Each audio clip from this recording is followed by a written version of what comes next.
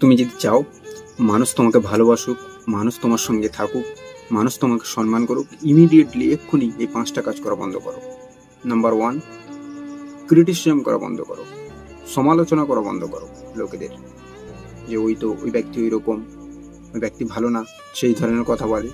এই ধরনের কথা কাউকে নিয়ে বলো না, কারণ তুমি যখন এই ধরনের কথা বলবে তখন তুমি নিজের মানসিকভাবে অশান্তিতে থাকবে। নাম্বার 2, নিজেকে কারোর সঙ্গে কম্পেয়ার করো না, যে ওর তো গাড়ি আছে, ওর তো বাড়ি আছে, আমার নেই, ওকে দেখতে সুন্দর, আমি না।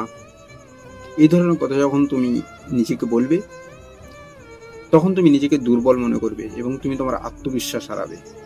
নাম্বার 3, অভিযোগ করা বন্ধ করো, যে আমার সঙ্গে কেন হলো, আরও তো অনেকজন ছিল, আমি কি খারাপের অধিকারী?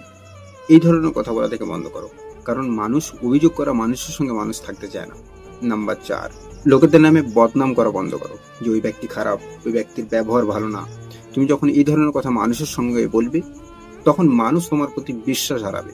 নাম্বার 5, নিজের গুরুত্ব কমিয়ে দেখো না, যে আমি তো পারি না, আমি কিছু করতে পারবো না। যখন তুমি এই ধরনের কথা বলবে তখন তুমি নিজেকে ছোট করবে, আর যে ব্যক্তি নিজেকে ছোট করে তাকে কে সম্মান করবে?